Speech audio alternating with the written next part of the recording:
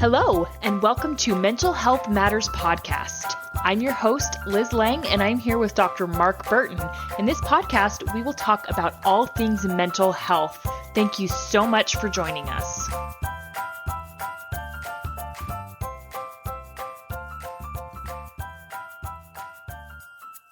Hello, everyone. Liz Lang here.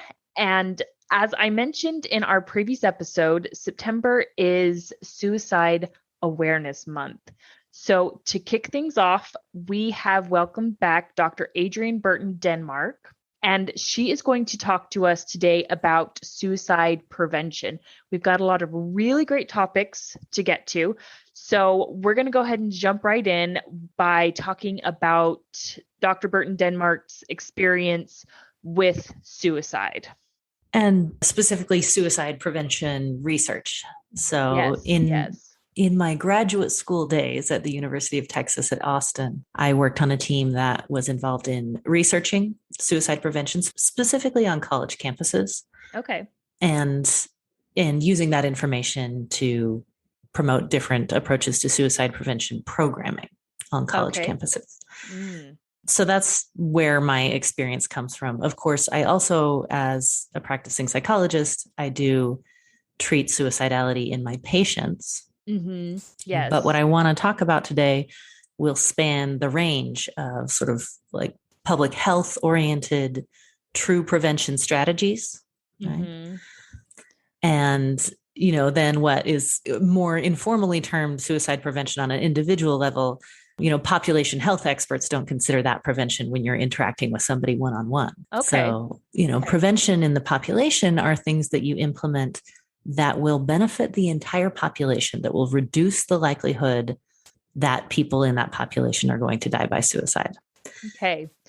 And so, last time you and I talked, I had shared about the things that contribute to the desire to die by suicide. Mm-hmm. And these two big things emerge: this lack of belonging. So a lack of social connectedness, a lack of sense that you belong to a community. Right. And then this perception of being a burden. It's not the reality, but when people are in a suicidal mode of thinking, they are typically not thinking clearly or logically or flexibly. It's associated with this sort of tunnel vision, what you might call cognitive rigidity, where people, they lose their ability actually to think flexibly and problem solve flexibly. They're literally convinced, not to be too cliche, that the world would be better off without them. Exactly. And we kind of hear that tossed around and I guess what you might call pop psychology all the time. But just try to put yourself in those shoes, if you would, and imagine someone feeling that way. That's their reality. That is how they see the world around them, that no one wants them around, which is not true. There is someone who would miss someone. No matter who you are, someone is going to miss you if you are gone. Yeah. But they really do believe that in that moment, in that activated suicidal mode of thinking. So let's recap a little bit what we talked about the last time we recorded, in that the number one best way to prevent someone you think who might be considering suicide is to ask them straight out, as is, are you thinking about killing yourself? Are you thinking about committing suicide? Was one of the things that you talked about. Don't beat around the bush. Don't try to sugarcoat it. Just say it. And as you said, if that's not what they're thinking, they're going to let you know pretty quick. Yeah. And you're never going to implant that idea for somebody. There's not a risk that asking directly is going to make someone think about it when they haven't been before. That's one of the things that your dad and I have talked a lot about in the podcast, is a lot of times people think that validating means I agree with you. And that's not the case. You can validate someone's emotions and you can validate someone feeling that empty and that downtrodden. It doesn't mean that you're encouraging suicide. It just means that you see them And that can be incredibly powerful for someone who is idealizing suicide, is just for them to be seen and to be acknowledged and to be heard. We talked about how powerful that can be last time. So you talked about suicide prevention in campus. Is that where you started? And if so, what made you start there? Like, how did I get involved in that research project specifically? Or Yeah. How did you get involved in this research project? I mean, why college campus, I guess? Is there something particular about the subgroup of college kids that maybe makes them a little bit more vulnerable to suicide, or something about them that makes them idolize it? Why college campuses? partly because I was working on a college campus at the time. Okay, that would make sense. Okay, Yeah. cool. But actually, so that brings me, I wanted to share, there's this other piece of actually dying by suicide. We've been Okay. talking about, what contributes to the desire to die. Mm-hmm. But a lot of people who have the desire, and this is typically something that fluctuates, Mm-hmm. people move in and out of suicidal mode. They often have a high level of ambivalence about it. Okay. And, things like an intention to act on those thoughts might be really strong in one moment and not in another moment. Mm-hmm. So it will come and go. Then there's, the capacity to die by suicide. Mm-hmm. Because as humans, we also have a strong self-preservation instinct. And so people who have acquired the capacity, some things they have is that they've sort of built up to it often. Okay. With other experiences, kind of reducing that fear of pain, fear of death, protective biological factor we have. And they have access to lethal means. Right. So let me ask a question. You say that people, they build up to it. So is that things like maybe someone who has survived a lot of traumatic experiences? So maybe someone who's been in multiple car accidents, or who've been through multiple surgeries and who've been through a lot of pain. Does that kind of help build up their tolerance to the idea of dying? That can be one of the things. Okay. Yeah. Experience with repeated physical traumas and pain. And it's why having made multiple suicide attempts is such a risk factor for ultimately dying by suicide. Okay. People sort of practice with it, and often attempts get more serious over time. Okay. Yeah. And so this issue of lethal means is always the starting place when you're talking about population-based suicide prevention. Right. Mm-hmm. When you reduce access to lethal means, you save lives, and you never even have to know that those people were thinking about killing themselves. They never have to talk to a counselor. They never have to talk to anybody if you implement, things like bridge barriers. And of course, we have to talk about firearms. Right. Because firearms are, in the US, the most lethal method of suicide, used in over half of all suicides. Among groups that have a lot of access to firearms, that's even greater, like in the military. Right. And so an interesting thing about college campuses is actually you can look at them, and college students have about half the rate of suicide, completed suicide, of their same age matched cohort. Interesting. Okay. And pretty much all of that is attributable to the policies that prevent firearms from being on campus. Okay. Yeah. Interesting. Okay. So now, does that attribute to suicides, I guess, on campus? Because, I mean, obviously firearms aren't allowed on campus, but the school that I went to, if you were unmarried, you had to live in, it was a religious institution. So you had to live in approved housing. And I'm fairly certain there weren't firearms allowed. I don't know a whole lot, but I'm guessing that was the case. So what about college students who, I don't know, do most colleges require student approved housing or dorms across the country? Right. It really varies. Okay. And there is, so researchers have looked at this, there is a direct correlation with the percentage of the population of that college that lives in residential housing in some form, and that protective effect against suicide. So there's a very, very strong effect of protection when we reduce access to firearms specifically. So Interesting. states from multiple countries with really different gun control policies, studies can show clearly that there's a protective effect. And then within the US, states with stronger gun control policies have lower suicide rates, Interesting. overall, as well as lower suicide rates by firearm. Right. Because people would wonder, well, isn't someone just going to use something different? Mm-hmm. And the answer is no, you don't get Mm-hmm. that much method substitution. Like, for example, if someone's going to use a knife as Mhm. opposed to a gun, because I mean, everyone has knives in their household. You use them for cooking. I think a firearm, if you're talking about being suicidal, a firearm is easier than a knife because, I mean, the act of actually pushing a knife into yourself is much harder than putting a gun to your head and pulling the trigger. Exactly. It's slower and overall less lethal. There's a range of interactions you can have with that weapon that will Mm-hmm. not result in death. And so there are other things that college campuses can attend to, Right. such as certainly preventing firearms on campus, also preventing access to the rooftops of buildings or parking Okay. garages. It's Interesting. something Yeah. people don't think about, but the environment can be structured Mm-hmm. in ways that prevent death by Okay. suicide. Yeah.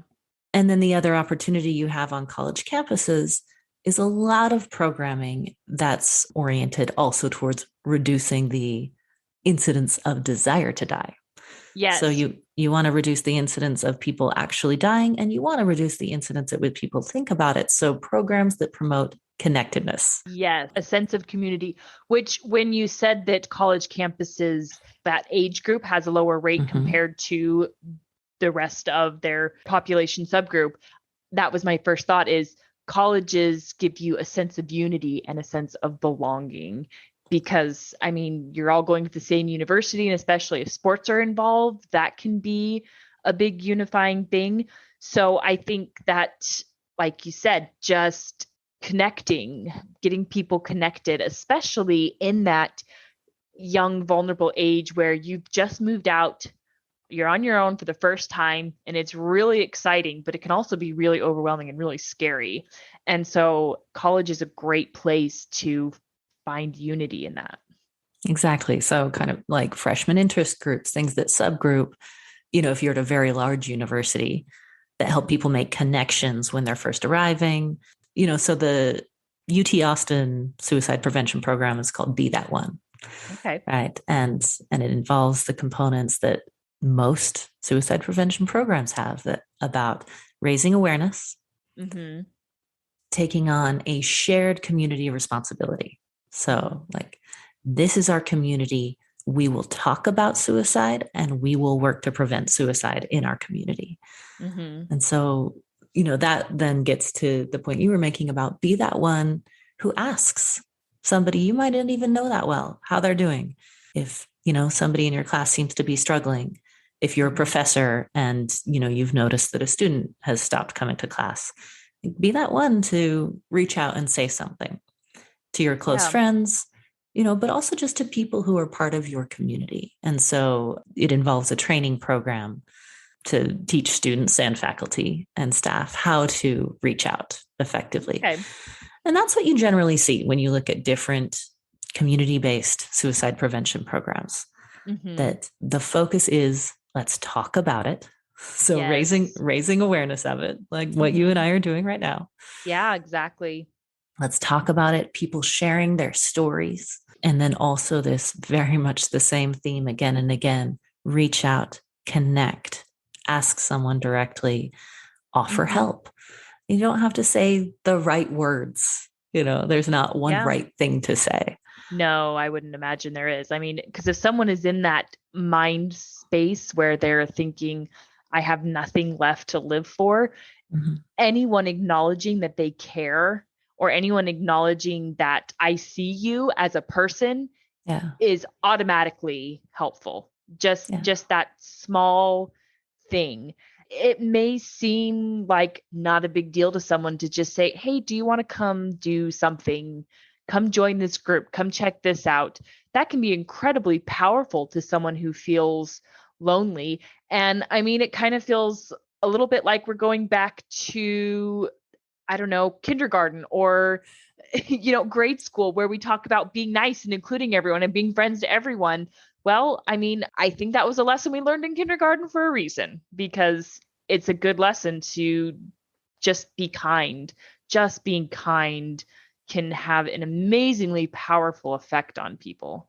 Yes, we need each other. And so other humans are the suicide prevention tool. The biggest one there probably is, well, probably the biggest prevention tool in suicide is people, other people.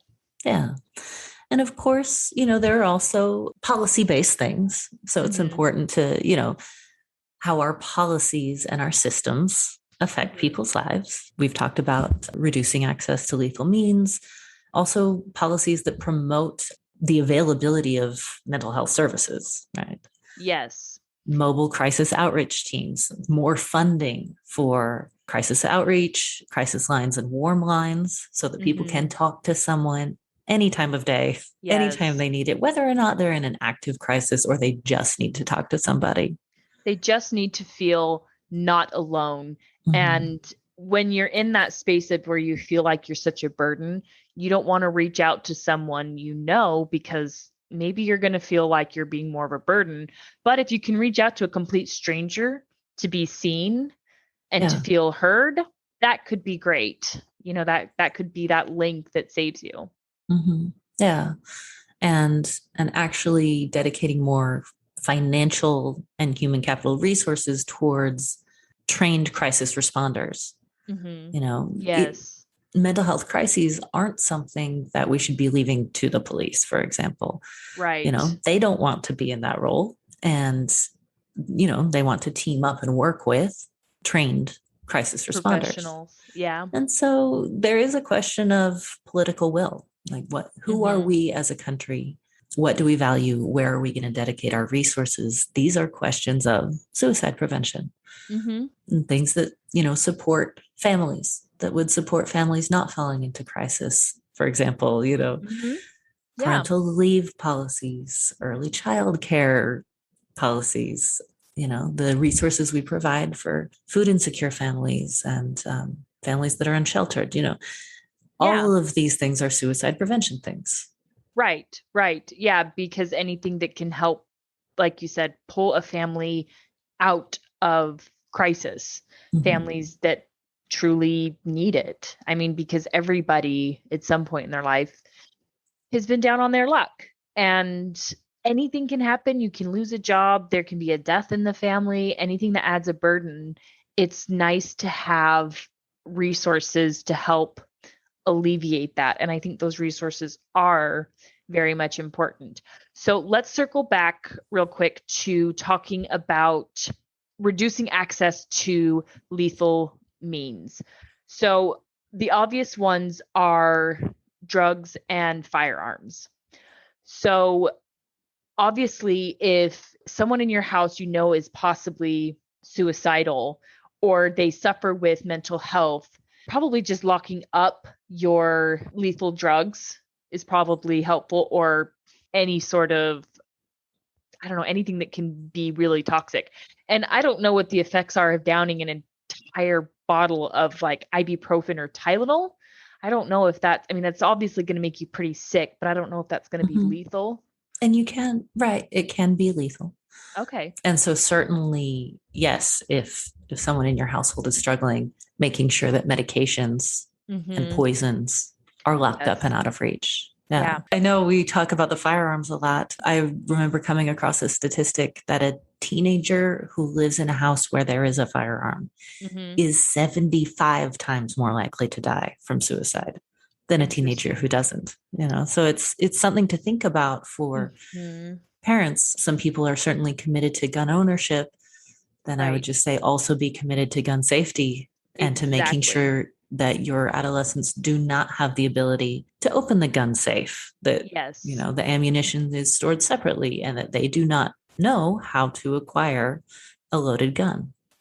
So talking about adults who might be feeling suicidal and who do own firearms, And I have heard this, and correct me if I am wrong, that the simple act of having a lock on your firearm can often be helpful in suicide prevention, because just that process of having to unlock it, almost like it makes them think twice about Exactly. actually going for it. So that is true.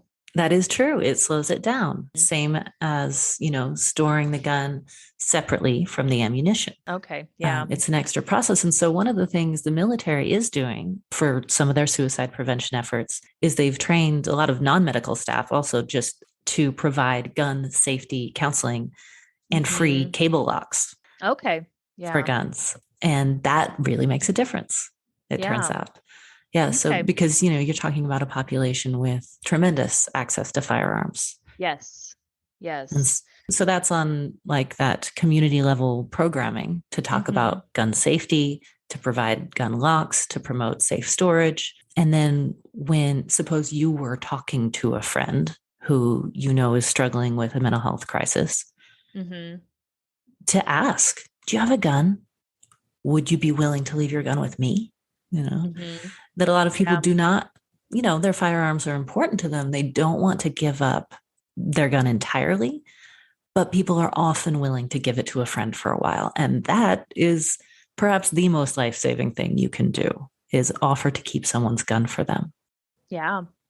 Yeah, definitely. Or their medication, if they're on medications, particularly if they're on pain management medication, because I know that that's a common way is to overdose on opioids, opioid overdose. So we know that knives probably aren't common use for suicide, or as common, because again, to do enough damage, it's incredibly painful to do enough damage to using a knife. So let's talk a little bit about if you see warning signs, like if you see those scars on the wrists and someone is cutting. So let's talk a little bit about that. And that's a pretty big red flag. Where would you go from there if you notice that warning sign? So it connects back to this idea that talking to somebody in this compassionate, open, curious, non-judgmental way is helpful no matter what. Okay. Because the majority of self-injury is non-suicidal self-injury. And that means people are cutting themselves for different reasons than because they want to die. Right? Okay. Yeah. So you actually wouldn't want to assume, but you would want to ask.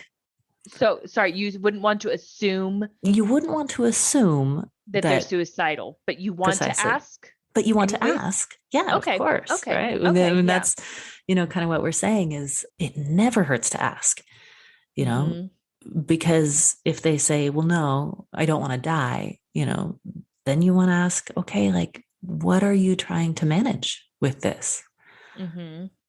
So I treat a lot of teenagers, and where I have seen the conversation kind of go wrong is when parents understandably get very scared and they get very angry. Oh, yeah. You get scared, you might see those marks, think, oh my gosh, my kid is suicidal. And then the unhelpful responses that my teenage clients tell me about are responses like, you have to stop, Yeah. Or why are you doing this? Why are you doing this? There's nothing wrong with your life. What do you have to be sad about? It's not that bad. Yes. So kind of minimizing, dismissing responsive, or shaming, blaming responses, right? What's wrong with you? You're hurting me and your dad. I will punish you. There's, like they're kind of punishing themselves. So, right. Right. And I get it. I really get. There's that fear response, and the parent thinks, I have to make this stop. Yeah. They just want their child to be healthy. And as parents, we can totally understand that. So one of the things that your dad and I have talked about is how much words matter. And a lot of times when you ask someone why, your mind, the other person, the person that you're asking, they automatically go into defensive mode. They feel like they have to defend themselves. Whereas if you say, tell me what's going on. Tell me what your thought process is, or tell me what goes through your mind when this happens, or when you feel like you want to do this. It's much less defensive, and the tone of your voice can even change. So a lot of times if you see some of those warning signs, or if you see people inflicting self wounds, just saying, I can see what's going on. Can you tell me what causes this? Or can you tell me what causes you to want to do this? And really just, I think, like you said, compassion, non-judgmental, because I've been there before as a teenager in self-injury, and I can tell you, they already feel ashamed of what they're doing. Don't add to their shame. Right. And you know that they are in emotional pain, that this is a strategy, like if they were drinking or doing drugs, that is trying to help them cope with emotional pain. And so if you approach it from that perspective, I see that you're in pain. I care about the fact that you're in pain. What can I do to help? How can I support you? Rather than I'm going to come in and control this behavior and maybe like forcibly prevent you from using this coping mechanism. Instead, yes, mostly they are aware that there are other more adaptive coping mechanisms out there, but they don't have them in place. Yeah. Another thing that I would like to speak on in terms of teenagers and self-harm is, as a parent, we want so bad to help our children, but sometimes as a teenager, a parent is the absolute wrong person to help. And usually it's through no fault of the parents at all. I mean, I can tell you from experience, I couldn't stand my mom in high school, and I love her to death now. We get along really, really well. And we've talked about this before, about the fact that she drove me so crazy in high school. And I've told her, I look back and I can't figure out why she drove me so crazy. And we get along really, really well now. And we're very close and we talk all the time. So when I have been in a space where I've been self-harming as a teenager in a high school, my mom and my dad, they were not the people I wanted to go to about it. They weren't the people I wanted to open up and talk to. And as a parent, that can feel incredibly hurtful and isolating and really hard. But you have to think of what's best for your child. And I was thankfully able to find a leader at my church, who was able to help me through that situation, was able to open up to. And that was incredibly powerful and helpful and therapeutic for me. So I just wanted to acknowledge parents that that's a really hard role to be in, to not be the one to help your child through it. But this is a crisis, and you have to think of what's best for your kid. Right. And so the well-meaning, concerned parent may approach their child, and the kid may say, leave me alone. I'm not going to talk to you about it. Yeah. And that, would be a good time to maybe encourage them to talk to a community leader, to another adult that they do have a close and trusting relationship with.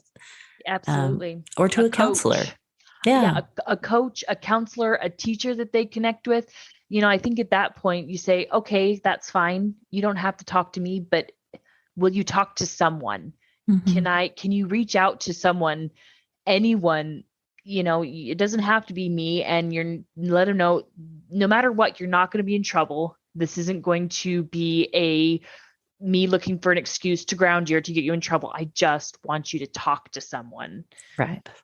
It's not a discipline issue. It's, very much needs support, needs new coping skills. And that's why, teenagers will talk to their friends, but often their friends don't have any better ideas about how to cope than they do.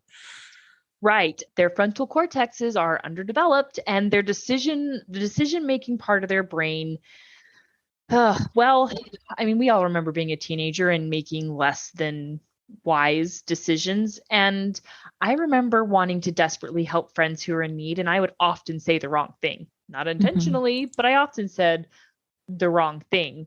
So I think having friends is very important, but in terms of suicidality or self-harm, you really should talk to an adult. Yeah. And so, possible. Yeah, with self-harm, with emotional distress, whether or not there's suicidal thinking or desire to die, that, you want to come in and communicate, I care about you, you matter, I see Mm-hmm. you're in pain, there's help. So some sort of like hope, this can get better, Mm-hmm. because whatever is happening right now, it is not going to be happening forever. But as we talked about, in that restricted, rigid cognitive mode, you can't necessarily see that. You're stuck. You are so stuck in that moment. Yeah. And I mean, imagine going through the worst or the hardest test of your life and feeling like, is it never going to end? That's kind of how they feel. I mean, they're really in the worst possible situation they can find themselves in. Mhm. Yeah.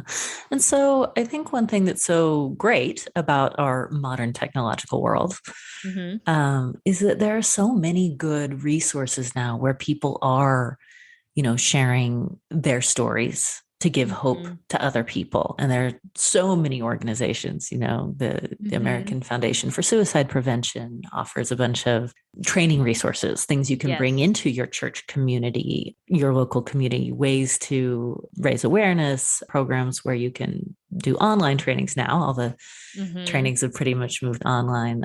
Suicide Prevention Resource Center has a bunch. You made me think of the Trevor Project, and I'm pretty sure they were the ones doing It Gets Better. All right, these messages of like, I went through all this and it was so hard, and trust me, it gets better. And, specifically that was LGBTQIA identified adults talking about their experiences as teenagers Mm-hmm. to try and Oh, help. other Yeah. teenagers who can feel isolated Mm-hmm. amongst their peers, which thankfully there's much more awareness and understanding amongst our society today. And I think that we're much more accepting of that community, but it doesn't mean that there isn't still problems and still hurts that happen. Yeah. And so, from within families and from within Mm-hmm. religious groups and from within school communities, the message that you matter, Mm-hmm. the message that, it gets better, right? Yeah. We were talking about, just Mm-hmm. being teenagers and feeling like this will last forever, and this won't ever get better. That's really hard as a teenager, yeah, because it really does feel like that. And your friends are your whole world when you're a teenager. And it's devastating Mhm. to lose them or to lose that sense of community as a teenager. And yeah, high school, it really does get better after high school. It really, really does. I remember someone once said to me my freshman year, these are the best 4 years of your life. I know you look shocked right now. They can't see Yeah. it, but you look shocked right now. And after Yeah. I graduated high school, I said either they were lying to me or they're living a really, really poor life because Yeah. because there was a lot of great things about high school, but life was a lot better after high school. I mean, that's when the real fun happened. There was a And I lot of think, really great things after high school. yeah, I think most people experience that those were challenging years in many Oh, they ways. really are. Part of it is Yeah. because teenagers can be so cruel. And, part of it Mhm. is, well, teenagers, they naturally start to seek autonomy from their parents. And, well, you're living with your parents, and for better or worse, you have to abide by their rules. So, that can be really difficult, but it is what it is. Okay, this has been a fantastic conversation. Before we wrap up, is there anything else you wanted to add? No, I guess I would just encourage people, like if there is anyone listening right now who is struggling with thoughts of suicide or with emotional distress, to seek out some of those online resources, to watch videos of people talking. There are several different groups online focused on veterans specifically, Okay. and veterans talking about their own mental health struggles and struggles with Yes. suicide, and offering hope to other veterans. That they're basically anything you're looking for resources on, you can find them. Mm-hmm. Reach out and find them, listen to narratives, and then reach out and connect, because there are people who want to talk to you. You matter. Let's leave that as the theme. You matter. Yes, someone out there cares. If you find someone to reach out to, I promise you, absolutely, if you reach out, there is someone who will care, and they will show you they care just by listening to you. All you have to do is reach out, and that can be the hardest step, but it's the most important one. Mm-hmm. Yeah. It's just reaching out. All right. Thanks everyone for listening, and thank you, Adryon, very much for doing this with me. This was a really fantastic episode. Next week, we're going to continue with our suicide theme, and we're going to talk about what happens when suicide prevention didn't work. So we're going to talk specifically about coping when a loved one does commit suicide, and Dr. Burton is going to join us for that. So we will see you all next week. Have a question for Dr. Burton? How about a topic you'd like us to cover? Send us an email at mentalhealthpod21@gmail.com. This podcast was produced and edited by Liz Lang. Music is by Audio Lounge.